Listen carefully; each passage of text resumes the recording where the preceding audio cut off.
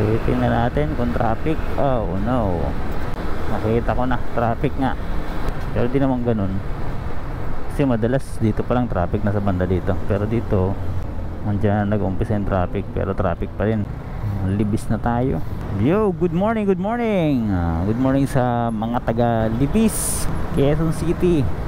Papunta tayo ngayon sa trabaho. Okay, morning ride. Oras sa ngayon, oras ba? Tingnan natin yung oras.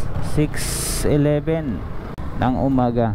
Yun, hindi gaano traffic sa daanang to ngayon. Kasi madalas pag ganito, sobrang traffic dito, hindi ka makapagpatakbo ng ganito bilis. Okay, palabas na tayo ng C5. Yun, go na. Palabas na tayo ng C5. Tingnan natin yung traffic ko sa C5. Wow, Ming Mike. Grabe, big bike yung tambutso. Bike naman, hindi ko alam kung anong motor yan. Ang galing. Okay, tayo sa C5 ngayon at medyo traffic nga, pero hindi naman ganun ka traffic kasi nakakatakbo pa tayo ng mga 10 o 20, 10, 15 ganun. Okay, ito nga pala sa may Eastwood na tayo, malapit yan. Eastwood na yan, yung tumpok na building na yan. Yan, isang tumpok. Eastwood, what's that? Hindi ko alam kung ano yun. Meron siya 360 pala yun. Okay, 360 camera. Okay, malamang kitang kita tayo. Say hi to the vlog. Di ko naman naisip na bumili niyan, pero kung God's will talaga, magkakaroon tayo niyan. Ganoon naman yun eh. May mga bagay na hindi mo naman talaga hiniling, pero nagkakaroon ka. Yung wala naman talaga sa plano mo, tapos malaman mo na lang, magkakaroon ka na lang. Kaya yun, pag ano na, very thankful talaga.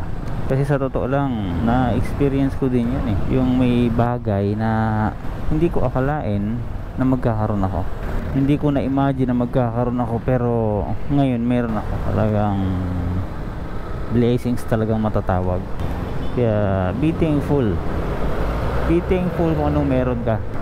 Kasi ito sisiguraduhin ko sa'yo, maraming mga taong may gusto kung anong meron ka ngayon. Hindi lang yan sa bagay pati sa mga nakakasama mo sa buhay. Pasalamat tayo kung anong meron tayo. Sa mga kaibigan, kapamilya, salamat tayo. Then meron tayo yan. Meron tayong supportive na pamilya o asawa. Yan, napakaswerte natin dyan. Kaya magpasalamat tayo kung anong meron man tayo. Kahit anong something pa yan na meron ka, sisiguraduhin ko sa'yo, meron at meron na tao na may gustong magkaroon yan. Pero kung ikaw binabaliwala mo lang yan, mag-isip-isip ka, dapat pahalagahan mo yan. Okay, ngayon nasa C5 road pa rin tayo. Okay, bukas na yung daanan sa flyover. Buntot lang tayo, baka maisahan tayo nito tapos tayo dito. Yan, ingat kayo sa mga ganyan nakalagay warning sign yung kanto, yung gilid, wag kang basta-basta ano dyan, sigurado kakainin ka yan. Wow, na-ispalto na. Kaya pala kahapon dito pinadaanan, close road to. Wow, di mas gumanda ng daanan. Kung minsan tayo kailangan ng sacrifice kasi kahapon sakripisyo, holiday, pero traffic dito kasi nga hindi to pinadaanan kasi ginawa nila. Tingnan mo naman yung resulta. Di kahit pa paano gumanda, di ba? Gumanda yung daanan, hindi na siya bako-bako.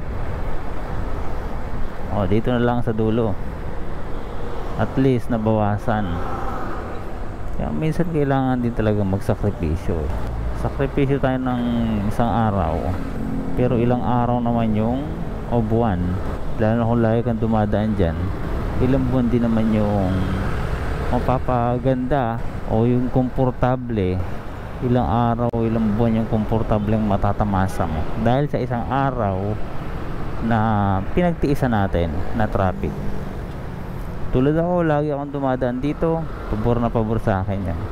Kaya maraming salamat sa gumawa. Mabuhay kayo. Sana ubusin nyo na yung hanggang dulo na tulay, kasi halos kalahati lang yung nilagyan nyo. Ubusin nyo na pag may time. Maraming salamat. Okay, dito tayo sa may Julia Balgas. Julio ba talaga? Julia. Yan lang. Julia.